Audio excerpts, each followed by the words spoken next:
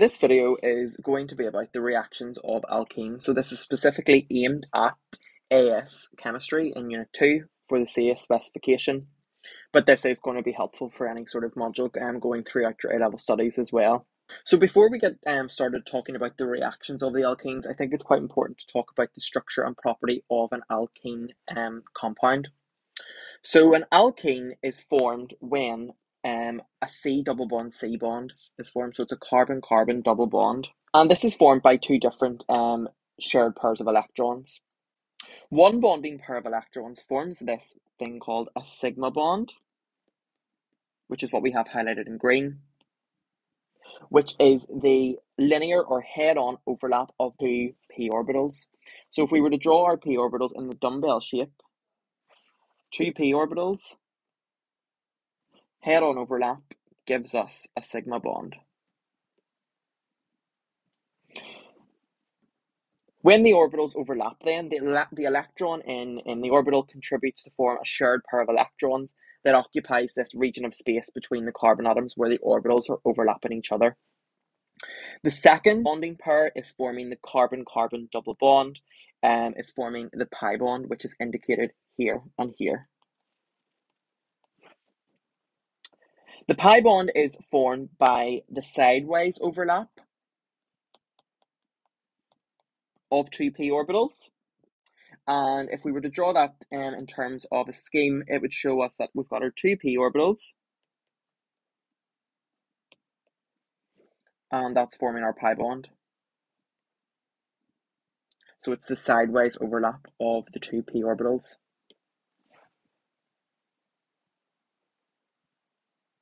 A single bond between two carbon atoms is our sigma bond, and any additional bonds, so our carbon-carbon double bonds or triple bonds, are pi bonds. The combination of these sigma and pi bonds allow the carbon atoms to be held more tightly in the bond than the carbon atoms in a carbon-carbon sigma bond. As a result, the carbon-carbon double bond is shorter, and it has a shorter bond length than the carbon-carbon single bond. The electrons in the sigma bond behave a lot differently than the electrons in a pi bond, and it's because the electrons in the sigma bond are closer to the nucleus, so therefore they're held more tightly than the pi bond. Therefore, the pi bond is the one that's going to be broken, and that's the one that we're most interested in these reaction schemes. So to sum up there, the sigma bond is stronger as the electrons are being held more tightly.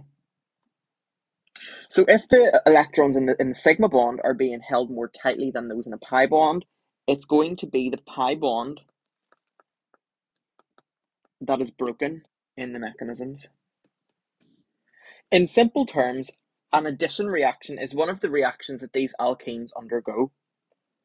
In its simplest form, an organic addition reaction is one where two or more molecules combine to form a larger one, which is known as the adduct. So the reactions that these alkenes undergo are called addition reactions, and this is where you're adding across the carbon-carbon double bond as a result of producing carbon-carbon single bonds. Okay, so breaking that carbon-carbon double bond and adding across it. The first one we're going to look at today is a hydrogenation reaction, and this is when a mixture of an alkene and hydrogen gas is heated in the presence of a catalyst. So for example, if we were to take an alkene propene and mix that with hydrogen gas, if we were to draw hydrogen gas, remember that it is a diatomic molecule. The hydrogen gas adds across the double bond, and this is when you're adding a hydrogen molecule across this double bond, opening it up and forming the corresponding alkane, so propane. This reaction is very common in the food industry as hydrogenation is used to convert unsaturated vegetable oil, so vegetable oils containing these carbon-carbon double bonds, into harder saturated oils that are found in margarine and things like that.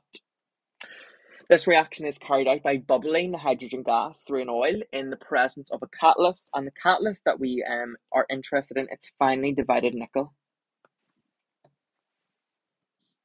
Another example of an addition across a carbon-carbon double bond is the addition of a halogen molecule, so chlorine or bromine. across the carbon-carbon double bond, and that forms a halogenated alkane. The reaction is known as electrophilic addition. If we were to take the example of, so let's say ethane, the halogen molecule, so let's take bromine for example, approaches the alkane. So the bromine molecule approaches the alkane, and it's very polarizable molecule as it approaches the pi bond. So the electron density induces a dipole on the bromine molecule. As we know, halogens are nonpolar, but as we bring these electron densities together, it polarizes and causes an induced dipole. So that causes a delta positive charge on this bromine and a delta negative charge on this bromine. So what happens is then it is the pair of electrons in the pi bond of the carbon-carbon double bond, which is an area of high electron density, attacks the delta positive bromine, which then pushes these pair of electrons on to the bromide ion, forming this bromide ion. The molecule opens up and it forms the intermediate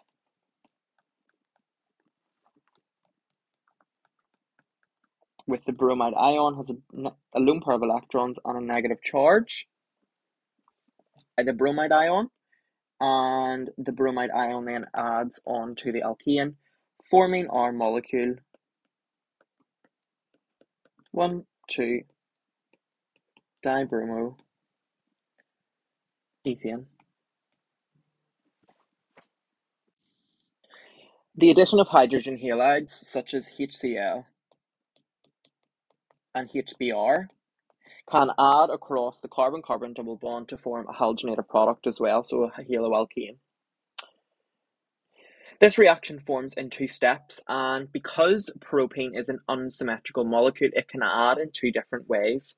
So the addition of HBr or HCl or any hydrogen halide to propane or any other unsymmetrical alkenes gives isomeric halogenated compounds. The products are not formed to the same extent, so we're having different quantities of each isomer forming, so a major and a minor product. And this problem doesn't arise in ethane because it's a symmetrical molecule. So what happens in this addition is that the carbon-hydrogen bond results from the attraction between the positive end of the HX molecule. So if we talk about our polarity of this molecule, our halogen will be more electronegative, meaning that it's pulling those lone pair of electrons towards itself in the covalent bond, leaving a delta positive charge on the hydrogen atom.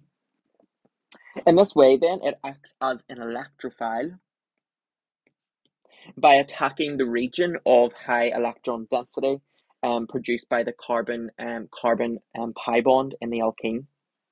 This results in heterolytic fission of the HX bond, forming a bromide or a chloride ion. So let's take a look at this reaction. So let's take the example of propane, and in comes our HBr that we know has a polarity difference there. So the pi bond of the carbon-carbon double bond will attack the area, the delta positive area in the HBr molecule, causing heterolytic fission of this bond. Heterolytic fission means that both electrons go to one atom, causing an ion to be formed. So HBr will then form H plus and Br minus. So step one in this reaction is the heterolytic fission of the HBr bond. And this adds hydrogen across the double bond.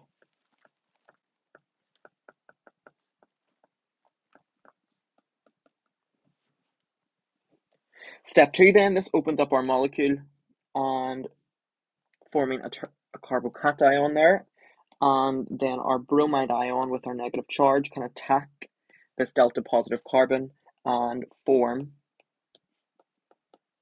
our haloalkane. However, this could have happened in a different way if there had been an attack from a different angle. So let's say we take our propane molecule again, and instead the pair of electrons here from the pi bond attacks from this angle, and it adds on to a different carbon. The addition there is onto a different carbon. Bromide ion will attack here and form a different isomer. So in this case, we have formed one bromopropane, but in the other example, we formed two bromopropane.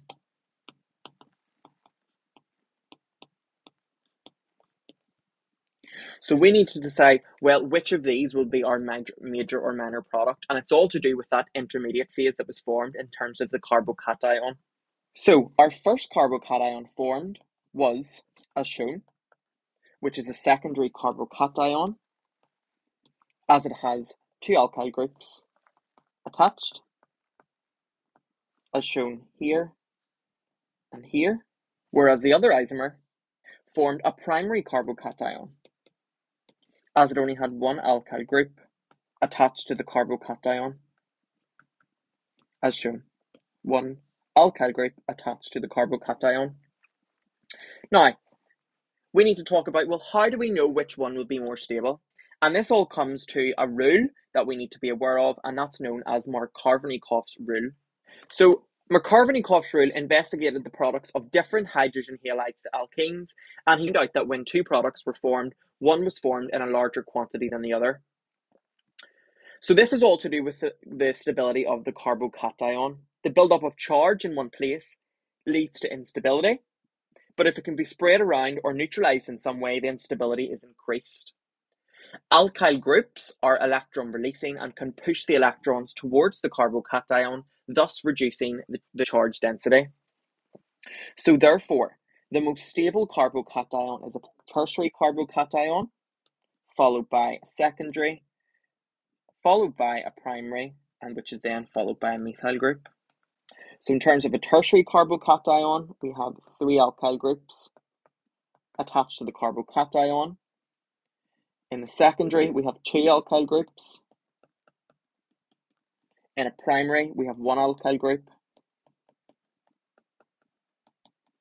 And in the methyl group then is the least stable. So in the case of our reaction we talked about above, the product that formed the secondary carbocation, which was the first one, would form this major product, which was 2-bromopropane, as it formed a secondary carbocation that is more stable. Therefore, that would be the major product in this reaction.